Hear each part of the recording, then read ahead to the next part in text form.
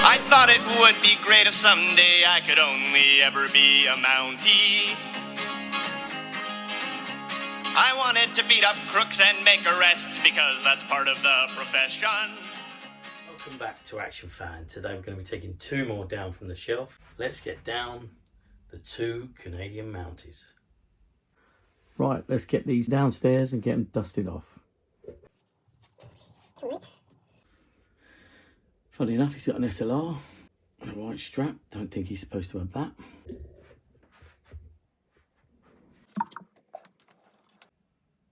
There's number one.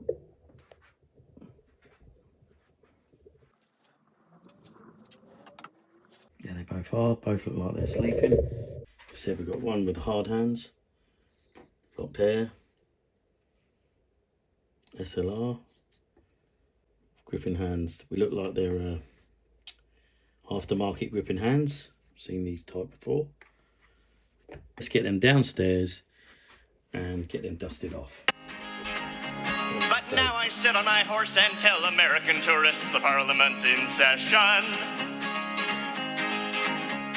I really don't look good in red, and my stupid hat flies off my head in every parade. Downstairs with our two Canadian Mounties. This one has got the cross strap missing. I've just put a piece of brown elastic across him for now. That came from the LRDG, just to give him the look as though he's got a strap across there. I think it's called a Sam Brown, I think, I'm not sure. They're both very dusty. Time for us to dust them off.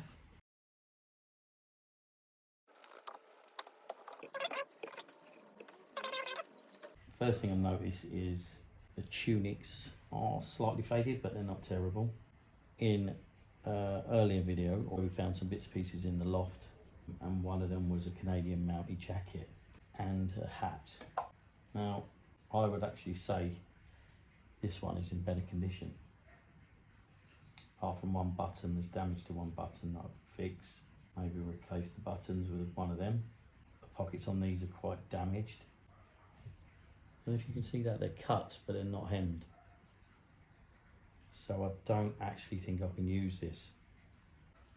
I don't know if this was an original thing, but it looks like a later version when they've not been hemmed and they're just curling up.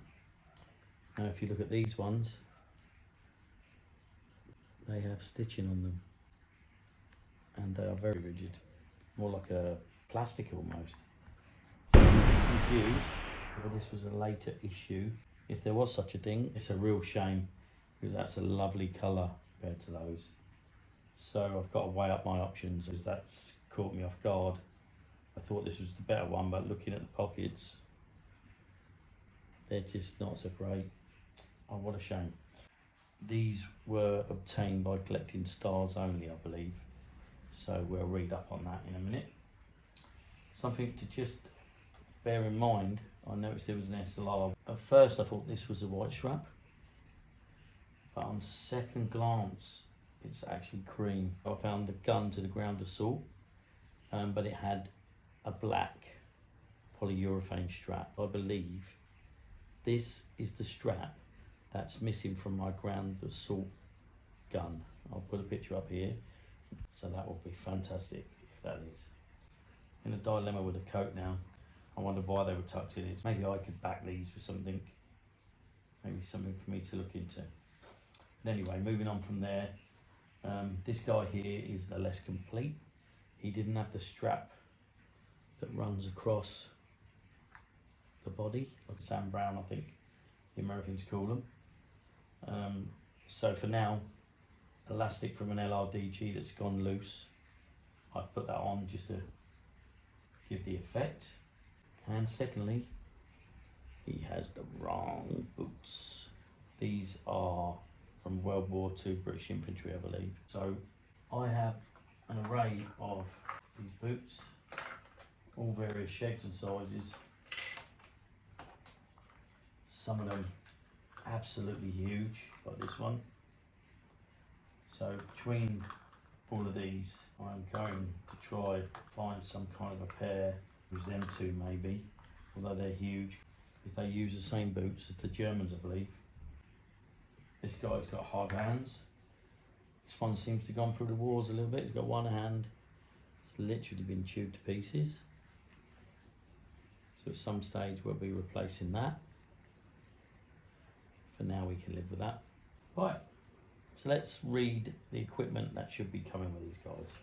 The uniform comprised of the campaign hat, scarlet tunic, brown PVC Sam Brown belt, pistol and holster, navy blue jodhpur pattern trousers with yellow seam stripe and black boots, moulded on German Russian soldiers of the century pieces. So they are the same boots as the Germans. The cream coloured plastic campaign hat has 4 dented mounted crown. So we've got the crown on the top. PVC strap used on the field telephone cover from the command post cape. Right, okay, so that strap came from the telephone. Tunic and trousers. The scarlet tunic is of heavy weave material with 2 square and pleated breast pockets and 2 plain square hip pockets. All 4 pockets have scallops flaps, but only the breast ones are fastened with gold plastic buttons. There are a further 4 buttons on the front seam of the jacket and 2 on each of the blue textured fabric epaulets at the top. Right, so there they are. Quite happy with these. They're not perfect. They'll make a nice display in the cabinet. Probably going to try and find myself a horse to go with these guys. Not sure how that will turn out, as in saddle wise and everything else. They might have to just be standing next to the horse. All that's left for me to say is, action men, get in the cupboard. Right, here we are upstairs. The Royal Canadian Mounted Police uniform was part of the successful Palatoy Star Carded Incentive Scheme, which launched with the first Action Soldier in 1966. Now, I didn't know that. The Action Man Royal Canadian Mounted Police uniform was first offered in exchange for a star card with 18 stars that could be sourced from cutting the packaging accessory cards. The star card scheme originally offered only an unclothed Action Man for 21 stars. So I think you got sometimes 4 or 5 stars, so you'd be lucky to be able to get that. The mounted uniform crops up for the first time alongside guard dog named Brutus on the star cards of 1968. Sadly, this is why many vintage boxes have missing rectangular holes in their corners. Funnily enough as well, the Mountie isn't mentioned on the star cards or within the equipment manuals much past 1978. Well, there's the cupboard. We've got to try and work out where they're going to live. We are running short of space. Okay, because there's a lot of talk of collecting the stars with a Mountie and Brutus the dog. I thought I'd go and collect another Brutus the dog off of the shelf. Have a quick look at Brutus. This one's got a lead and a collar. Probably not original. There you go. There's Brutus. So let's have a little look what they say about Brutus. Brutus came with a collar and a chain. Action Man's best friend, named Brutus, which was a Mastiff, was available as part of the Action Man Star Scheme rewards program for many years, and it was very common. For 10 stars, Brutus could be yours. Wow, that was cool, 10 stars. It first appears on the 1968 Action Man Star card alongside with the Royal Canadian Mountie outfit, all the way through to 1978, therefore being swapped out for a husky dog. Oh right, so I didn't know that. So there's a husky out there that came from 1978. I know the 1990s had some huskies of all different kinds. But that's something I'll look at because I'll be wanting to own one in the future. Right, let's get these guys in the cupboard. I've made a bit of a space just behind there. I'll move the Australian lads up there and made a small space. There they are in the cupboard, looking splendorous. We're going to give them their own dog, Brutus. There you go, Brutus, get in there somewhere. Actually, let's see if we can have this guy holding the chain. That's the Royal Canadian Mounted Police, 2 of them in the cupboard. Thanks for watching this exciting episode of Off the Shelf from Action Fan. Please like and subscribe, even if you think the video is crap, because I really could do with some viewers and some subscriptions. But for now, there is the Royal Canadian Mounted Police.